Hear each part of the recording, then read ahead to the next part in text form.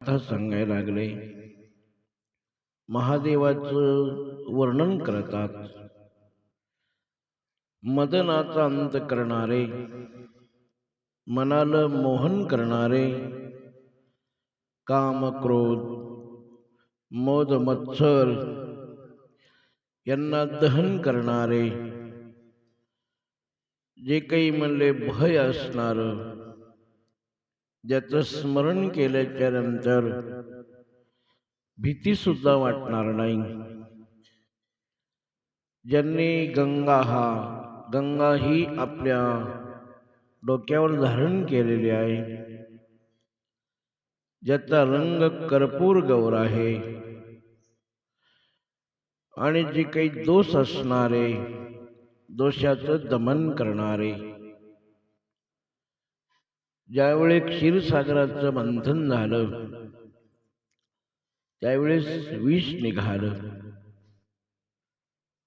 महादेवानं प्राशन केलं म्हणून नीलग्रीव असं महादेवाचं नाव पडलेलं आहे. ज्याचं मुख पाहिल्याच्या नंतर हास्यवदन आहे, ज्याचं वाहन नंदी आहे. म्हणून कवी महाराज म्हणतात, हे देवा, तुमच्या गुणाचं वर्णन करण्याकरिता मला एक मुख आहे. ज्यांना 1000 मुख आहेत त्यांना सुद्धा म्हणले तुमचं वर्णन करणं होणार नाही. मी काय वर्णन करणार आहे? अशा पाश रहित असणारा, जन्म मरणाच्या फेऱ्यातून चुकवणारा असं महादेवाचं स्मरण आहे. जे विषय कामयुक्त तुझ स्वामी अनन्य भजक, त्यासी पुरविषयी विषयी पदार्थ, जे जय इच्छित सर्वही. हे देवा, काही लोकांच्या मनामध्ये विषयी काम निर्माण होतो. आनंद जो तुमचा भजन एकदम करणार आहे, भजक आहे, भक्त आहे, त्यांची इच्छा परिपूर्ण करणारे आपण आहात.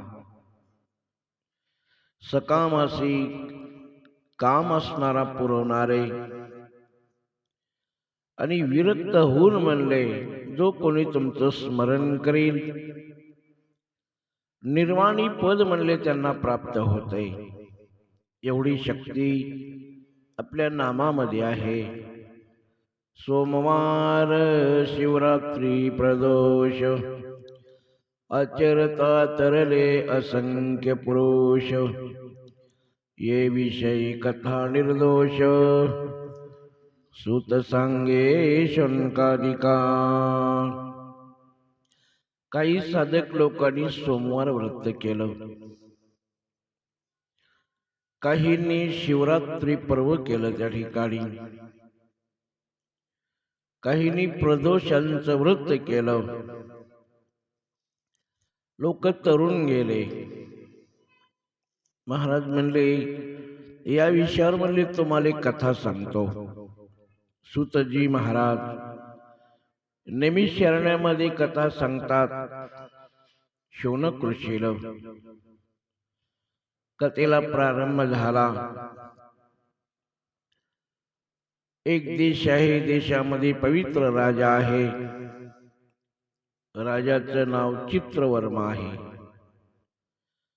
पूर्वी जसे हरिश्चंद्र राजा होता, नळ राजा होता, या प्रकारे हाही म्हणले चित्रवर्मा नावाचा राजा होता. जसं आई आपल्या लेकराचं पालन करते, सर्व प्रजेचं तो पालन करायचा. दुष्ट लोकाला दंड देणारा, प्रयत्नाविषयी तर म्हणले भगीरथ राजासारखा रणरंग धीर असणारा राजा, दान करणारा, बळीराजासारखं दान करणारा, अखंड तो महादेवाची भक्ती करायचा तत्पर.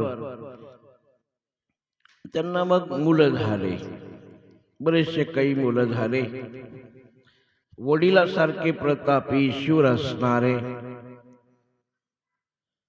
बहुत नवस करिता पंचवदना, एक कन्या झाली शुभानना, सुलोचना नेषद अंगना, उपमे सतीच्यान पुरती. आता मुलं जन्माला आले, आता मुलगी नाही, म्हणून राजानं महादेवाला काही नवस कबूल केले. आता नवस केल्यामुळं एक मुलगी जन्माला आली. सुलोचना नाव त्या ठिकाणी ठेवलेलं आहे. निषेधांगणाप्रमाणे मुलगी जन्माला आली. अपूर प्रतिमा भार्गवाची, उपमा साजे हेमवतीची, दुसरी जाया पुत्री मित्राची, उपमा साची द्यावी तिथे. अपर म्हणले एकदम आता भार्गवांच्या पत्नीप्रमाणे हेमवती असणारी, कलंक रहित सुंदरजीचं मुख आहे, ब्रह्मदेवाने निर्माण केलेले आहे. तिचा जन्म काळामध्ये ब्राह्मण, मग जन्म मुलीचा जन्म झाला. वडिलानं चित्रवर्मा राजाने काही ब्राह्मण लोक बोलवले. जातक कर्म त्या ठिकाणी विचारलं. असं एका विचारलं राजाने, का हो या मुलीचं जरा भविष्य सांगा म्हणले मला. एक ब्राह्मण सांगायला सुरुवात केली. राजा, तुमची जी मुलगी आहे म्हणजे पृथ्वीची राणी होईल, 10,000 वर्षेपर्यंत म्हणले राज्य करेल. ऐकल्याच्या नंतर राजाला फार आनंद वाटला. मग ब्राह्मण लोकांना धन दिलं, कोणाला वस्त्र दिले, अलंकार दिले, जे ज्यानं मागितलं ते त्या ठिकाणी देऊन टाकलं. आणि मग त्या मुलीचं नाव सीमंतिनी ठेवण्यात आलं. सीमा, स्वरूपाची सीमा नाही म्हणून त्या मुलीचं नाव सीमंतिनी ठेवलं. शारदेप्रमाणे मुलगी असणारी. राजाला फार संतोष वाटला, आनंद वाटला. अमृतामध्ये विषबिंदू पडावा. एका ब्राह्मणाने सांगितलं भविष्य. म्हणजे कितीतरी दूध आहे, 1 मीटरचा खडा पडावा, सर्वताचा नाश होतो. एका ब्राह्मणाने सांगितलं, राजा मात्र 14 वर्षे भरले की तुझी मुलगी वैधव्य प्राप्त होईल. ऐकल्याबरोबर राजाला फारच दुःख वाटलं. सर्व अंगावरले रोमांच उभे राहिले. एखादी वीज अंगावर पडावी अशी राजाची गत झाली. पुढती बोले ब्राह्मण राया, शिवदय करुण होईल सौभाग्यवर्धन, सत्य सत्ये त्रिवंता. हे राजा, महादेवाच्या कृपेनं मला सौभाग्य प्राप्त होईल. असं म्हणल्याच्या नंतर ब्राह्मण लोक आपापल्या घरी गेले. मात्र राजाला रोग सुरू झाला, चिंता रोग असणारा. मग यानंतर ती मुलगी सुद्धा दुःखी झाली. काही दिवस एकदम आता परिपूर्ण झाली, मुलगी उपवर झाली. सर्व कला प्रवीण आहे, चतुरेखानी आहे. गायन करीत होती मुलगी. गायन करीत असता यानंतर लोक कोकिळा मौन धारण करायची, एवढी सुंदर गायन करणारी. अंगाचा श्वास फार म्हणले लांब लांब जात होता आणि आपला प्राण कमी आवडणारा एवढी मुलगी राजाला आपली मुलगी आवडायची. आणि मग मुलीकडे पाहिल्याच्या नंतर राजाला फार आनंद वाटायचा. वदन पाहुणी रतिपती लज्जित, कटी देखोनी हरी वदन दाखवीत. गमन देखोनी लपत मराळ मानस सरोवरी. मुख पाहिल्याच्या नंतर मदनाला लाज वाटायची. एक क्षण चालायची गजगती. गजगती चालली. गजगती म्हणजे हत्तीचं चालणं, दमानं चालणं. आणि मग पाहिल्याच्या नंतर राजाच्या मनात दुःख आहे. यानंतर त्या ठिकाणी एक एक दिवस अशा प्रकारे चाललेला आहे. राजाचे डोळे असणारे, वेणीची आकृती पाहिल्याच्या नंतर म्हणले साप लोक विवरामध्ये जळायचे. एवढी सुंदर वेणी आहे. तनूचा श्वास, तनू म्हणजे शरीर, शरीरांचा श्वास तर म्हणले 10 कोस अशा प्रकारे लांब जात असे. उपवर झाली आणि काही सख्या मैत्रिणी एक दिवस गायन करीत होत्या. त्यांच्या मुखी करोनी वार्ता एकेशी मेंतिनी. चतुर्दश वर्षी आपणा लागोणी, वैधव्य कथिले ऋषीने. एक दिवस तिला कळाल्याच्या नंतर काही मैत्रिणीकडून कळालं. 14 वर्षे परिपूर्ण झाले की आपल्याला वैधव्य प्राप्त होणार आहे, असं ऋषी लोकांना भविष्य सांगितलं. मनामध्ये फार दुःख झालं. एक दिवस यज्ञवल्क्याची पत्नी मैत्रेयी सहज भेट झाली आणि नमस्कार केला. आणि त्या स्त्रीला, ऋषीच्या पत्नीला बोलायला सुरुवात केली. म्हणले आई, म्हणले 14 वर्षाच्या नंतर मला वैधव्य प्राप्त होणार आहे. आता वैधव्य प्राप्त होऊ नये मग याकरिता म्हणले मी कोण्या देवाची पूजा करू, कोण्या देवाला शरण जाऊ. 14व्या वर्षी म्हणले वैधव्य प्राप्त होणार आहे असं ऋषी लोकांना सांगितलं. यज्ञवल्क्याची पत्नी म्हणायला लागली, हे श्रीमंतनी, तू काय करीत जा, सोमवार व्रत कर. म्हणले सोमवार व्रत कर. एक महादेवाचा मंत्र सांगितला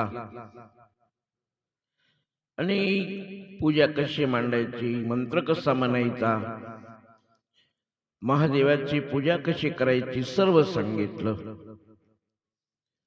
रात्री झाल्याच्या नंतर देवाची पूजा करायची. रात्र झाल्याच्या नंतर 16 प्रकारचे पूजेचं वर्णन सांगितलं. म्हणे तुझं दुःख झाले जरी प्राप्त, तरी न सोडे हे व्रत. ब्राह्मण भोजन दाम्पत्य बहुत, पूजी माये अति अधरे. व्रत सुरू केलं आणि एखाद्या दिवशी म्हणले काही दुःख आलं, व्रत तू टाकून देशील. मला व्रत सोडायचं नाही. ब्राह्मण लोकाला जेवण द्यायचं, लहान लहान लेकराला जेवण द्यायचं, ब्राह्मण लोकांची पूजा करायची. दुःखाचे पर्वत जरी आले तर म्हणले व्रत सोडू नको.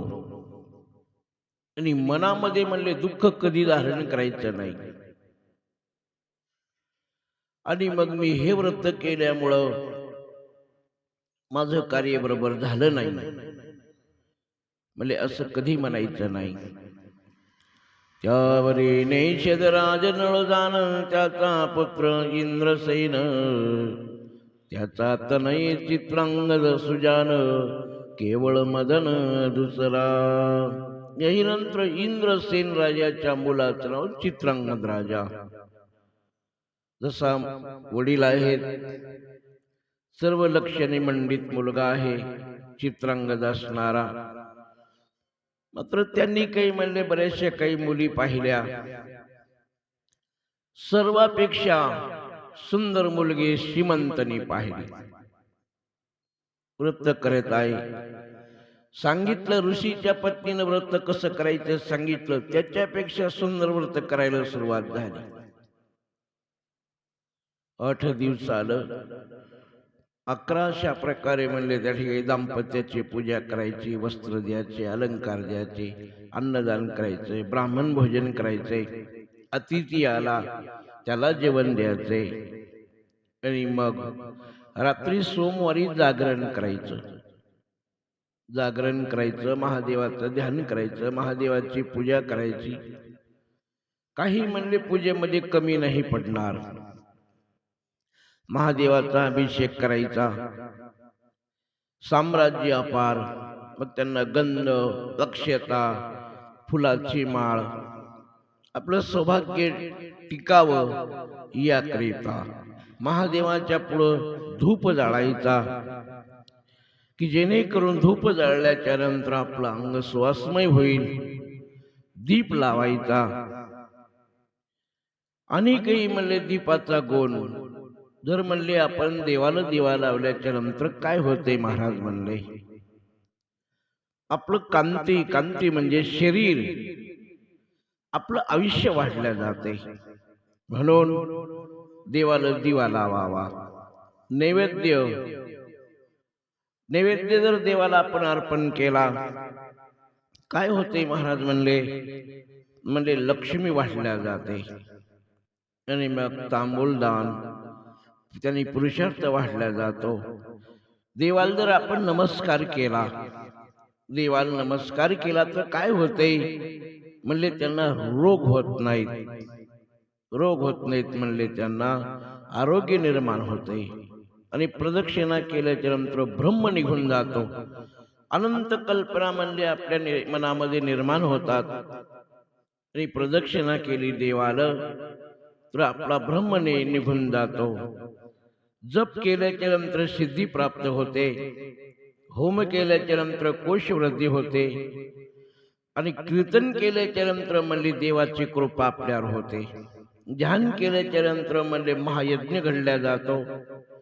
आपण कथा ऐकली तर म्हणले त्यांना आधी व्याधी म्हणले कधी होत नाही. जर म्हणले आपण महादेवाच्या कोणीही देवाच्या मंदिरात गेलो, नामस्मरण केलं आणि आपण नाचायला लागलो तर जन्म मरण चुकल्या जाते. पुन्हा जन्मायचं काम नाही, पुन्हा मरायचं काम नाही.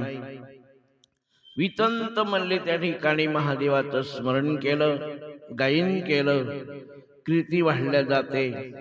रत्न दान दिलं, मंदिरामध्ये गेलो आपण एखादं रत्न दान दिलं तर म्हणले त्या माणसाचे डोळे कधी आंधळे होत नाहीत. दिव्य म्हणले त्यांना दृष्टी निर्माण होते. एखादा अलंकार देवाला आपण अर्पण केला तर म्हणले त्यांना जय लाभ प्राप्त होतो. ब्राह्मणाला भोजन दिलं तर म्हणले सर्व ऐश्वर्य त्यांना प्राप्त होते. आता हे व्रत सांगितलं यज्ञवल्क्याच्या पत्नीनं. आता या स्त्रीनं अगोदर केलं होतं आणि तेच सांगितल्याच्या नंतर सांगितल्यापेक्षा कितीतरी पट चांगलं व्रत केलं त्या ठिकाणी.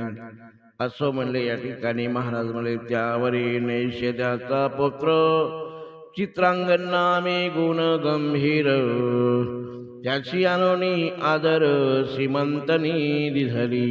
चित्रांगण नावाचा नवरदेव आणला. 4 दिवस पर्यंत लग्न सोहळा परिपूर्ण झाला. महाराज म्हणले लग्नाचं वर्णन कसं लग्न झालं म्हणले त्याचं काही वर्णन सांगत नाही, सांगत बसलो. प्रकरण तर फार वाढल्या जाईल म्हणून सांगितलं नाही. मग राजाला काही दक्षिणा दिली, काही वस्त्र अलंकार दिले, नवरत्न अलंकार त्या ठिकाणी दिले, त्याचं वर्णन नाही. काही आनंद दिलं, काही घोडे, हत्ती, 4 दिवस पर्यंत त्या ठिकाणी चारही वर्णातले लोकांना जेवण, अन्नदान आहे. ब्राह्मण लोकांना दक्षिणा दिली. मात्र लग्नामध्ये ब्राह्मण लोकांना एवढी दक्षिणा दिली, म्हणजे तुम्हाला जेवढं वजन उचलते एवढं बांधून घेऊन जा. ब्राह्मण लोक कटाळले. यानंतर मग आपल्या आश्रमामध्ये काही ब्राह्मण लोक धन नेऊन ठेवू लागले.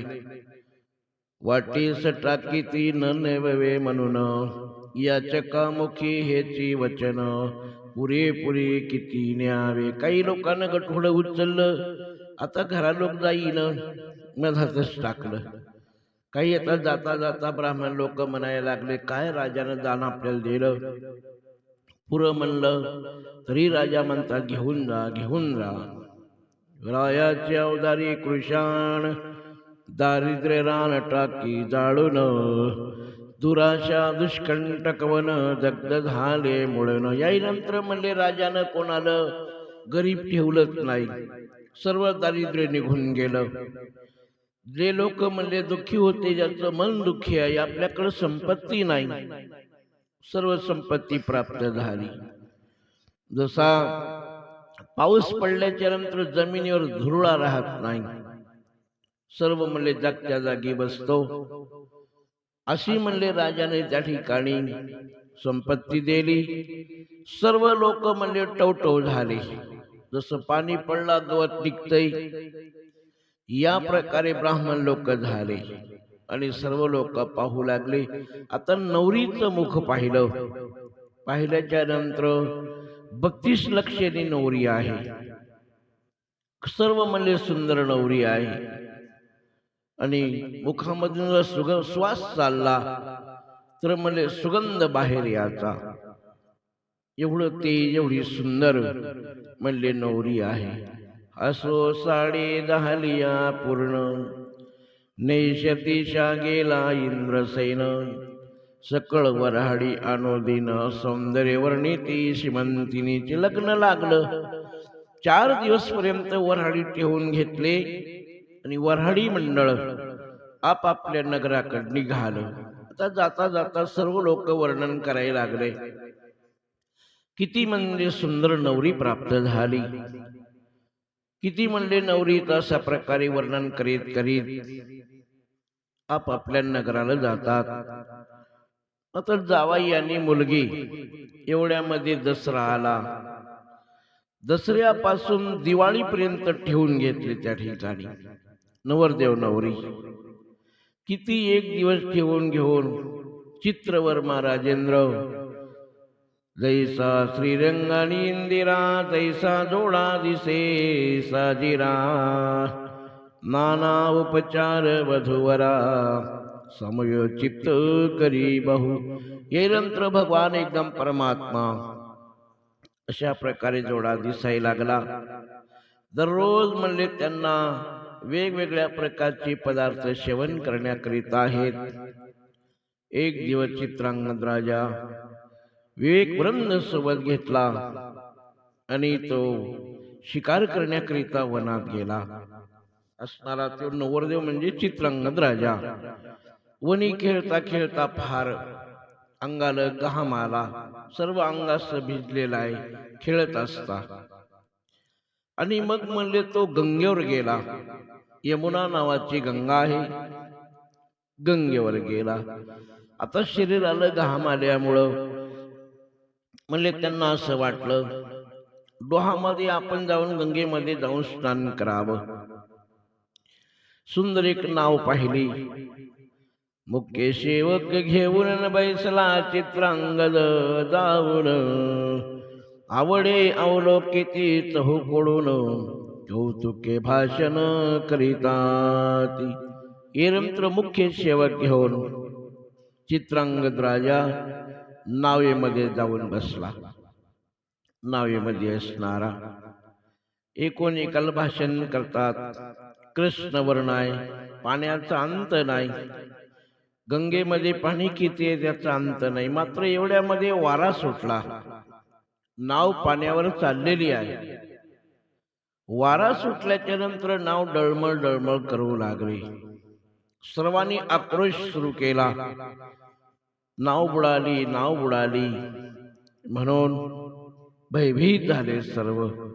नौका बुडाली अकस्मात, एकची व्रतला अकांत, नाही अंत महाशब्दा. हे नंतर वारा सुटल्यामुळं नाव डळमळ करू लागली. एवढ्यामध्ये पाण्यामध्ये नाव बुडाली. एक आक्रोश त्या ठिकाणी झाला. तीरावर काही सैना होती, फार म्हणले दुःख करू लागली. चित्रांगद राजाच्या पाठीमागचे वीर काठावर नुसता आक्रोश करायला लागले.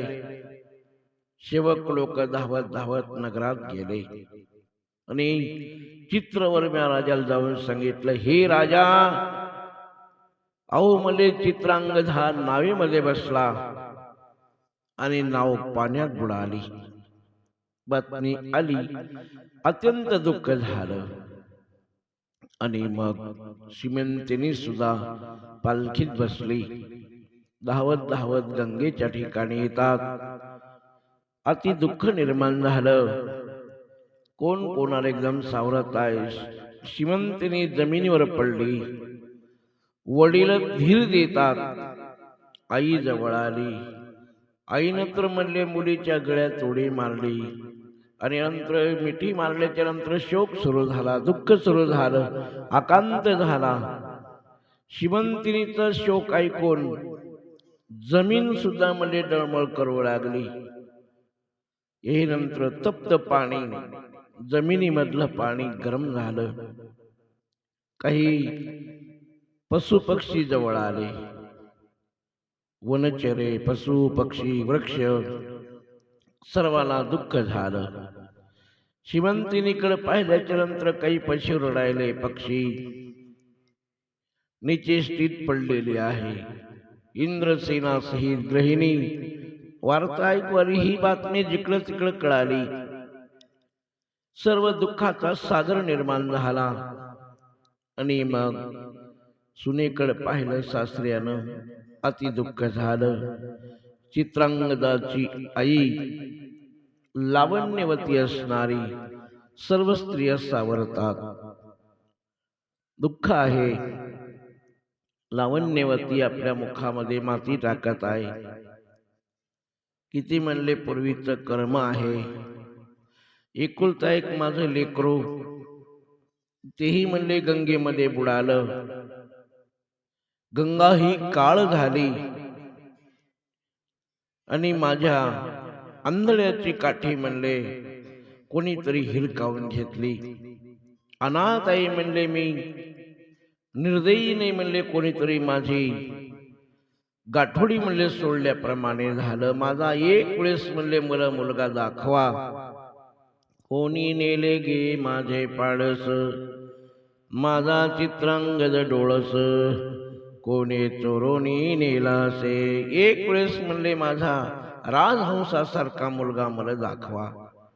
म्हणून म्या पूर्वी काय म्हणले कोणाचं काय केलं, काय अपराध माझ्याकडून घडला असेल, प्रदोष व्रतामध्ये काही व्रत केलं, मधामध्ये टाकला असेल, किंवा म्हणले महाशिवरात्रीला म्हणले मी जेवण केलं असेल, महाशिवरात्र आली त्या दिवशी म्हणले मी उपवास केला नसल आणि जेवण केला असेल, किंवा सोमवार व्रत आहे त्याचा भंग केला असेल, म्हणून म्हणले महादेव माझ्यावर कोपले असतील, किंवा म्हणले कोणी पंगत करत आहे त्याच्यामध्ये वाढताना पंक्तीभेद होऊ नये, तो म्हणले माझ्याकडून घडला असेल.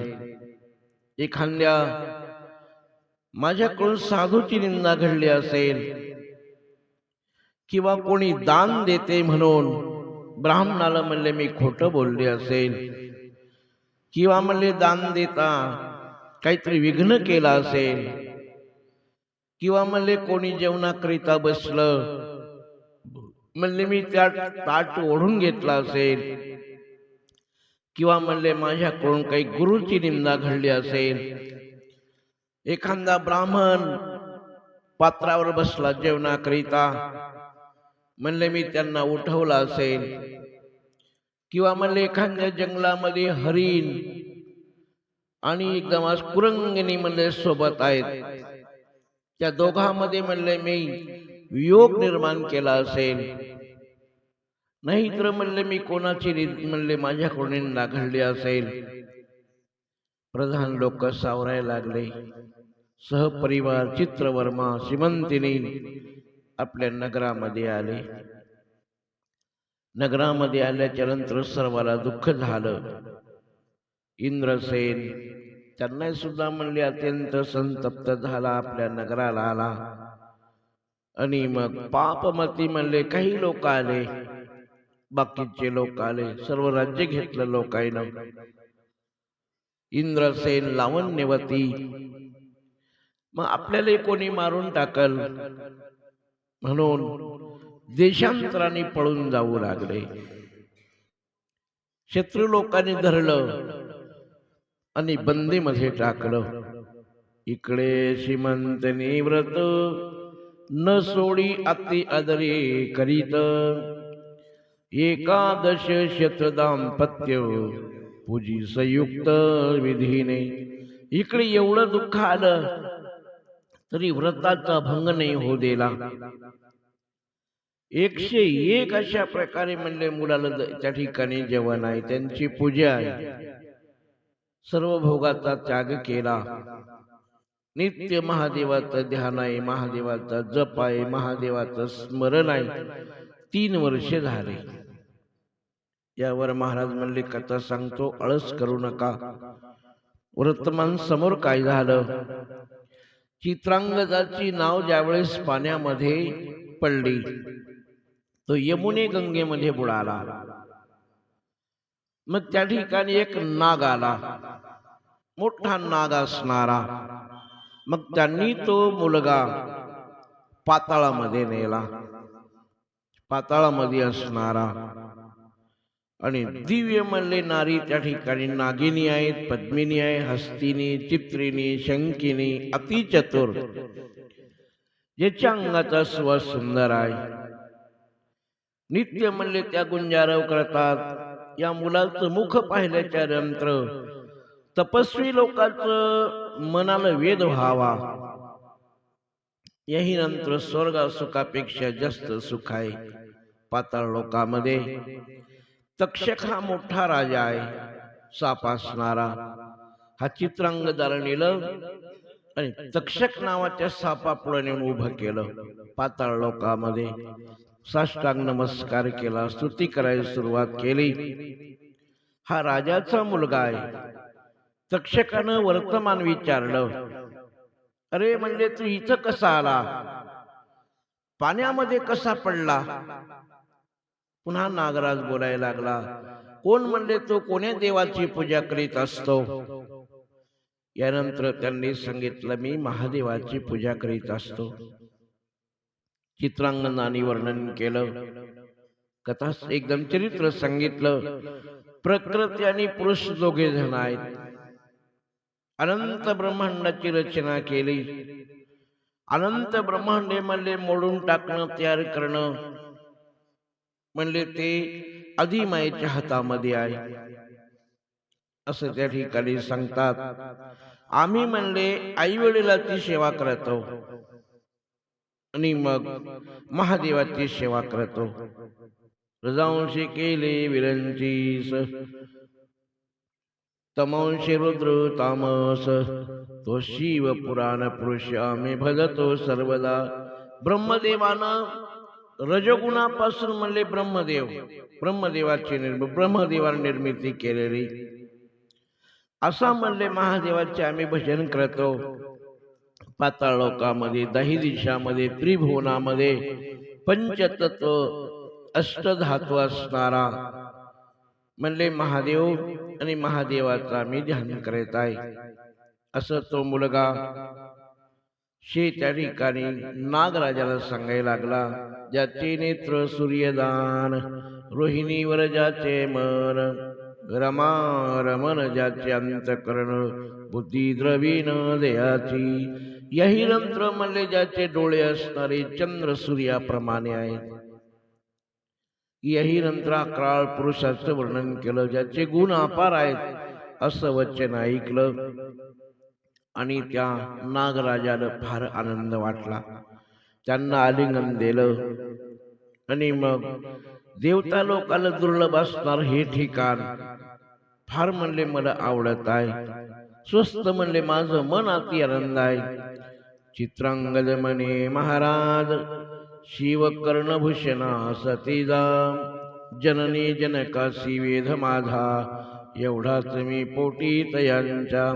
एक दिवस म्हणले चित्रांगद राजा त्या सापाला बोलू लागला. याही नंतर म्हणले, अहो आई वडिलाला म्हणले मी एकुलता एक आहे. आणि फार म्हणले ते लोक माझी वाट पाहत असतील. 14 वर्षाची म्हणले माझी पत्नी असणारी माझ्याकरिता प्राण देईल. बोलत असताना त्यांच्या डोळ्यातून अश्रू आले. म्हणले मला आई वडिलांचं फार ध्यान यायला लागलं. फार म्हणले मला दुःख वाटायला लागलं. कधी जाऊन माझ्या आईकडे पाहीन, माझ्या वडिलाकडे पाहीन. माझ्या डोळ्यामध्ये प्राण येऊन उरला. एक वेळेस म्हणले ते मला घेऊन जा म्हणून त्या सापाला नमस्कार केला. तक्षकही प्रसन्न झाला. आता जाता जाता मग त्या ठिकाणी 12,000 हातीचं बळ असा आशीर्वाद दिला चित्रांगद राजाला.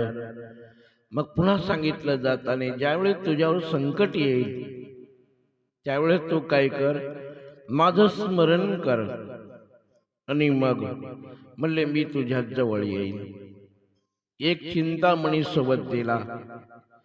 रत्नापेक्षा दुर्लभ असणारा अमूल्य वस्तू दिल्या. पर्वतासारखी मोठ भांडी आणि एका राक्षसाच्या डोक्यावर दिले. जा म्हणले यांच्या सोबत घेऊन जा. दिवे वस्त्र दिले, अलंकार दिले. मनाचा वेग, मनोवेग. यानंतर यमुना क्रमण म्हणले तो निघाला. आता 3 वर्षे झाले. 3 वर्षे झाले. इकडं तिकडं राजाचे मुलाला पाहिलं. त्यावेळेला श्रीमंतीने काही मैत्रिणीसोबत त्या गंगेवर स्नान करण्याकरिता आली होती. एकाकडे एक पाहती, आश्चर्य वाटे ओळख न देती. दिव्य रत्न मंडित नृपती, चित्रांगद दिसत असे. आता ही श्रीमंतनी पाहा लागली चित्रांगदाकडं. आणि चित्रांगदही पाहत आहे श्रीमंतनीकडं. त्यांना आश्चर्य वाटायला लागलं. एकूण एकाकडे पाहा लागले. मात्र काही ओळख काही त्या ठिकाणी दिलेली नाही. आणि फणी मस्तकीची अशी असणारी विशेष भुजेपर्यंत मला एकदम डोलत आहे. गजमुक्तांच्या माळा गळ्यात आहेत. त्यानंतर कटी बेखला आहे. मुक्ता फळ ते जाळ आहेत. अंगात सुगंध सुंदर लांब लांब आहे. आणि आश्चर्य एकदम चकित झाली श्रीमंतीने. ब्रह्म निर्माण झाला. चित्रांगदी पाहू लागला. क्षणोक्षणामध्ये निहाळत आहे. गळ्यामध्ये काही भूषण आहे, मंगलसूत्र आहे, कुंकू लावलेला आहे, अंजनी व्रजित नेत्र आहेत. पाहत असता स्वरूपाशी रंभा आहे, उर्वशी आहे असं वाटायला लागलं. चिंताक्रांत अंग झालं. कृष्य बनलं गेलं. मग ती पाशी येऊन पुसी साक्षेपे वर्तमान, म्हणे तू आहे सकोनाची कोण, मुळापासून सर्व संग. मग चित्रांगद जवळ आला. अहो म्हणले तुम्ही कोण आहात, कोणाची एकदम तो मुलगी आहे, मला सर्व काही सांग, आपल्या जन्मापासून चरित्र संपूर्ण सांग. असं बोलत असताना डोळ्याशी अश्रून भरल्या गेले. अश्रुधारा सुरू झाल्या. आणि दंत एकदम बोलत असताना नक्षत्रासारखा प्रकाश पडायचा. जे काही सख्या होत्या त्या राजाला सांगू लागल्या समाचार. अहो 3 वर्षे झाले हिचा पती या गंगेमध्ये बुडाला. मग ती म्हणले सासू हिचा सासरा दोन्ही शत्रून बांधून टाकले. अशी हिची गत झाली. म्हणून ही रडायला लागली. चित्रांगद खाली पाहू लागला. डोळे लाल झाले. वस्त्रानं आपले डोळे पुसायला लागला. श्रीमंतिनीची सख्या सांगू लागले, कोण आहे यांना विचारा. यांनी कसं म्हणले आपल्याला विचारलं. मग यांना विचारा म्हणले, हा कोण आहे, यांचं काय एकदम नाव आहे. तो म्हणे, आम्ही सिद्ध पुरुष जातो चिंतलिया ठायास. म्हणे स्वर्ग क्षणी पाताळास गमनामुचे त्रिलोकी. मग त्यांनी सांगितलं, तुमचं वर्णन सांगा, तुमची कुण सांगा. मग तो म्हणायला लागला, आम्ही सिद्ध पुरुष आहोत. त्यानंतर कधी स्वर्गात जातो, कधी पाताळ लोकामध्ये जातो. मला भूतकाळातलं कळते, भविष्य कळते, वर्तमान काळातलं कळतंय. आणि मग श्रीमंतिनीच्या हाताला धरलं आणि तिच्या कानात सांगायला सुरुवात केली, अरे म्हणले तुझा पती जिवंत आहे. आज 3 दिवसानं म्हणले तुझी त्याची भेट करून देईन, खोटं बोलणार नाही. म्हणले महादेवाची शपथ आहे. सौभाग्य गंगे चातुर्य विलासिनी तुझी ऐश्वर्य चळली थोणी. परी गोष्ट कोणाला गुणी दिवस त्रये प्रगट होऊ नको. याही नंतर तुझं ऐश्वर्य परिपूर्ण पुन्हा वापस येणार आहे. मात्र ही गोष्ट कोणाला सांगू नको असं सांगितलं. आणि चोर दृष्टीनं मुख पाहायला सुरुवात केली. चोर दृष्टी असणारी चित्रांगद होय. असं काय घडणार आहे. मनामध्ये शंका निर्माण झाली श्रीमंतिनीच्या. काऊ म्हणले पाण्यात बुडालेला माणूस कधी जिवंत राहील का. मग त्यावेळेस महादेवाचं ध्यान केलं. हे देवा, अहो म्हणले काय लीला आहे मला काही कळलं. जर म्हणले हा परपुरुष असता तर माझा हात नसता धरला. मनामध्ये प्रेम निर्माण झालं. आणि मग काय म्हणले, यांनी काय अमृत पिला असेल का. सूर्यनारायण उगवल्याप्रमाणे जगाचा जो असणारा ईश्वर तो काय करणार नाही. मग 11 लक्ष म्हणले, आता मी काय करेन. हा जर माझा पती असला, सोमवार व्रत म्हणले मी कधी त्याचा त्याग करणार नाही, सोडणार नाही. आणि आतापर्यंत 101 मुलगा जेव घातला आजपासून. जर माझा पती असला तर म्हणले अनंत म्हणले मुलाला म्हणले मी जेवण अर्पण करीन. महादेवाला जगत निवासास असणारा नंतर एवढ्या वाती असणाऱ्या एवढ्या वाती म्हणले मी अर्पण करीन देवाला. एवढे म्हणले बेलाचे पानं असणारे ते अर्पण करीन, जर हा म्हणले माझा पती निघाला तर. मग त्यांनी सांगितलं, हो तुम्ही जा म्हणले आता तुमच्या घरी. तुमची सासू तुमचा सासरा त्याशी सांगून म्हणले आता जातो म्हणले. आता तुमचा पुत्र येतो म्हणून शुभ समाचार सांगून येरी करून हास्य वदन निज सदना प्रती गेली जा. सांगा म्हणले माझ्या आईला वडिलाला तुमचा मुलगा या लागला. मग हसत हसत आपल्या घराकडे गेली. सख्या एकूण एकाला बोलू लागल्या, हा म्हणले तुझा पती आहे असं आम्हाला वाटायला लागलं. यानंतर दुसरं कोणी हात धरणार नाही म्हणले तुझा. मग ऐकल्याच्या नंतर पुन्हा डोळ्यात अश्रू आले.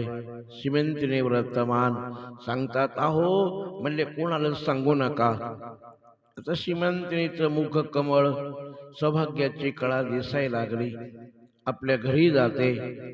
नंतर मनाचा वेग कमी अतित्वर असणारी मग नगराच्या बाहेर उपवनामध्ये जाऊन उतरलेले नागे मनुष्य वेग धरून शत्रूस सांगे वर्तमान.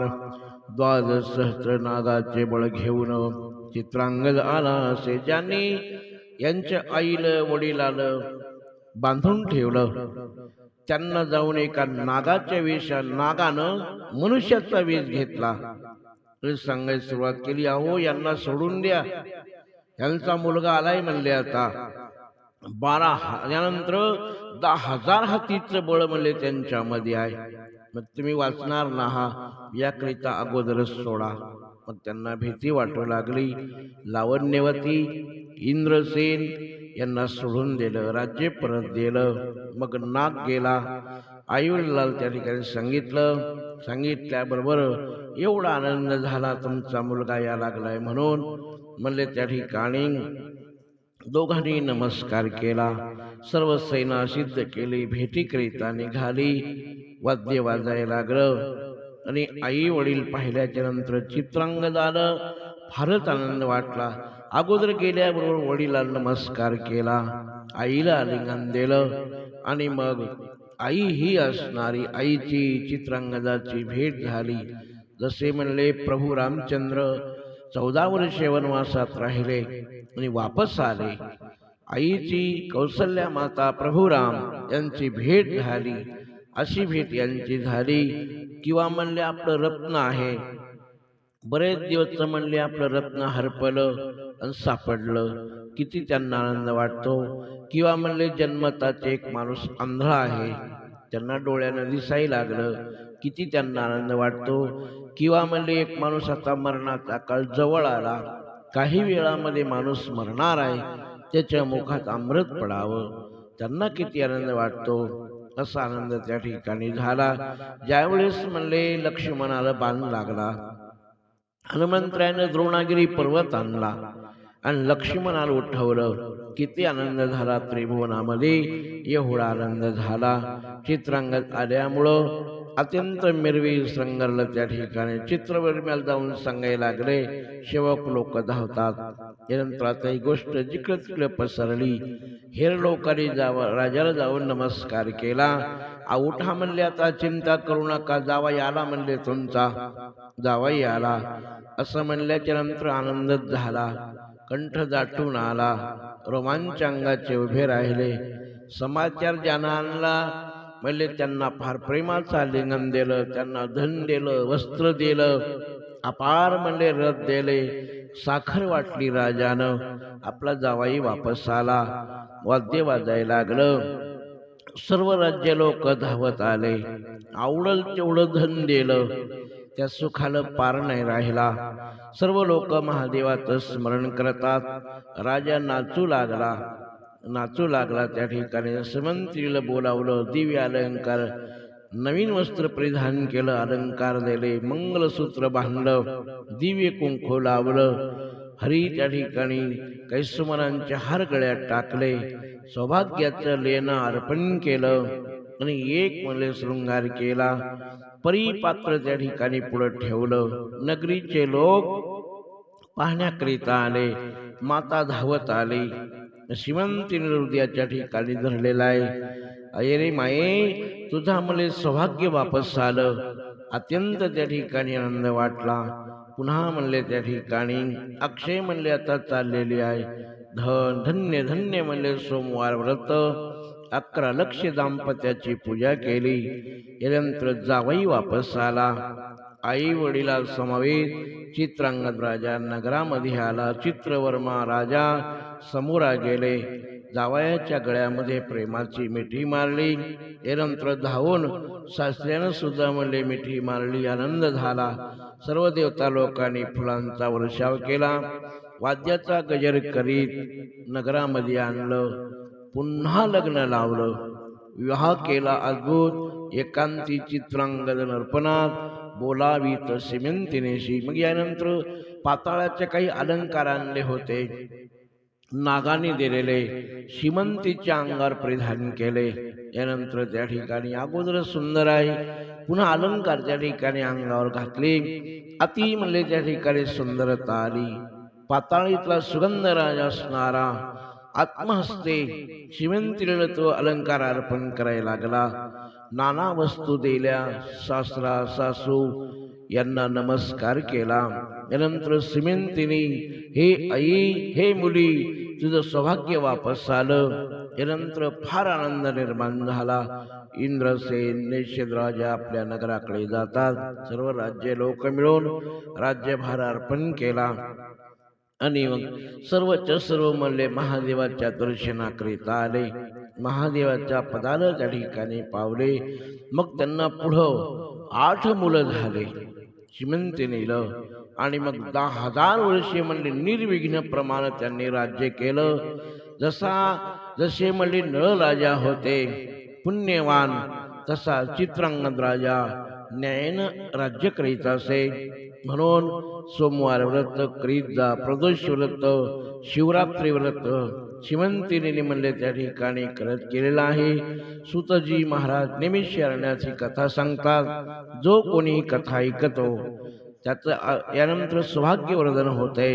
यानंतर ज्याचा भरतार अंतरला असेल म्हणले तो वापस येऊन भेटतो. विगत धवा ऐकती त्या जन्मांतरी दिव्य भरतार पावती. शिवचरणी धरावी प्रीती, सोमवार व्रत न सोडावे.